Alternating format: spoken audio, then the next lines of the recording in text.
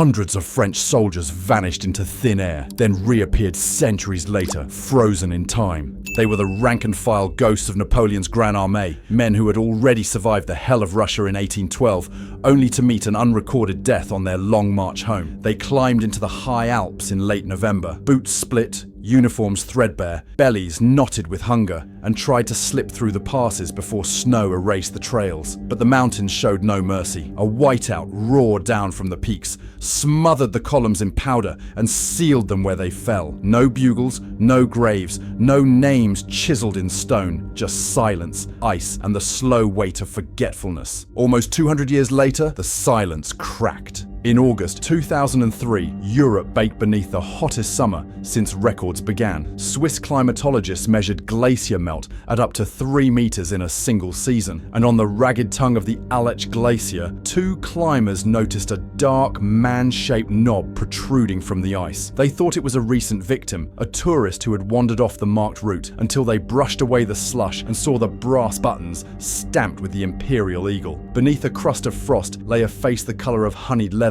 eyes sealed, mouth slightly open, as though he still fought for breath. His coat, once blue, had faded toward grey. His epaulettes were intact. A cartridge box clung to his hip. Inside it, 19 paper cartridges rested as dry as if they had been packed yesterday. Forensic teams arrived with portable heaters, gentling the corpse out of its glassy coffin. Carbon dating pegged him to 1812 plus or minus 5 years.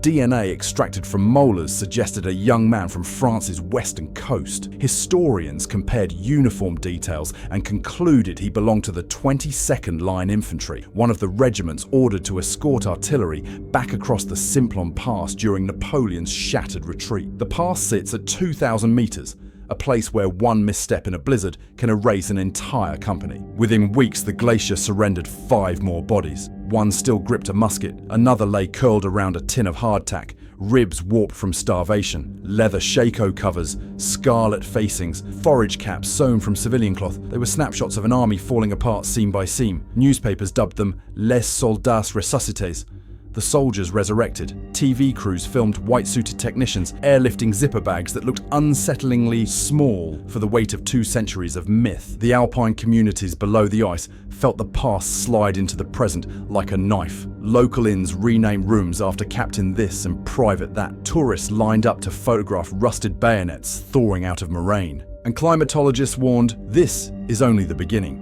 Models predicted a 3-degree rise in alpine temperatures by 2100, enough to peel back glaciers that had lain undisturbed since the Little Ice Age. Precisely the epoch when Napoleon tried to carve an empire through snow. But numbers can't match the shock of skin against ice. Consider the Soldat au Violon, found in 2007 near the Monte Leone Massif. He was barely 20. Curled beside him was a shattered violin, the maple ribs splintered, the spruce top warped by ice. Laboratory scans revealed calluses on the fingertips of his left hand, classic for a practiced musician. Surgeons discovered black crystallized lesions inside his lungs, residue of campfire smoke, inhaled night after night. His last meal, still lodged in his stomach, was a fistful of half-melted snow and a fragment of horseflesh. The instrument, experts believe, was a final comfort carried above the clouds until the cold clamped fingers too stiff to play. Or the Bellies brothers, exhumed in 2012, a kilometer west of Simplon. They lay face to face, arms clasped at the elbows, ribs collapsed inward. Their remains shared a rare mitochondrial haplogroup found mostly on the Breton Peninsula, likely siblings. Buttons stamped 24 Adeline pinned their coats. Historians tracked the regimental musters and found 2 brothers, Jean and Michel Lebras, listed missing after November 27, 1812. Their hometown still celebrates La Fête des Cœurs Gelés, the Frozen Hearts Festival, each winter solstice. Children float paper boats down the River Blavet, candles flickering in the dark, to honor all who wander and never return. As glacial archaeology matured, each discovery added strokes to a broader canvas. Cartographers mapped debris fields, musket flints here, boot soles there, shattered limber wheels scattered like ribs across scree. The pattern suggested a slow-motion collapse, men dropping in clumps, not a single avalanche catastrophe. Diaries recovered from officers' satchels spoke of invisible knives of wind and white sands that swallow the living. One lieutenant sketched a huddle of soldiers roasting pages of a prayer book, because the paper burned cleaner than resin-soaked pine. He calculated that marching 20 leagues cost a man 7,000 calories. Rations provided fewer than 800. His final entry: "I fear no enemy save the silence that grows louder." The page ends in an inkblot.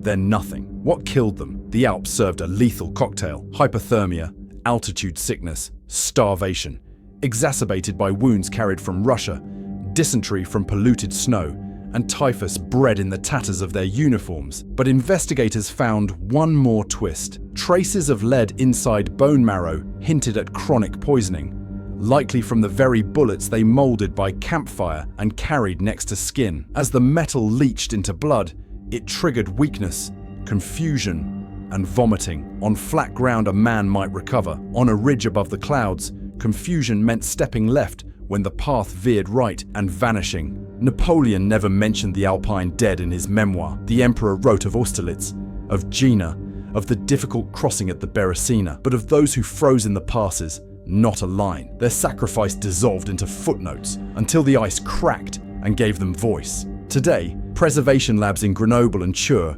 keep the soldiers at -20 degrees Celsius, sealed in nitrogen-flushed vitrines. Conservators photograph every stitch, every seam, every emblem. Digital artists rebuild their faces, overlaying 3D musculature onto CT scans. You can stare into the eyes of a grenadier who last blinked in 1812, his gaze steady, resigned, somehow relieved that the march is finally over. Visitors to the Swiss Glacier Museum pause longest at the boots: leather hobnails, soles studded with iron sparks, uppers cracked but supple. Curators note how the toes splay outward, a telltale sign of frostbite. In a glass case nearby lies a wooden spoon blackened by grease and inscribed Pelletier 6e Compagnie. Under forensic lighting, teeth marks ring the handle, evidence of a man chewing wood to fool his gut into believing food was on the way. Outside the museum, the glacier recedes meter by meter. Meltwater carves trenches that glow electric blue in afternoon sun.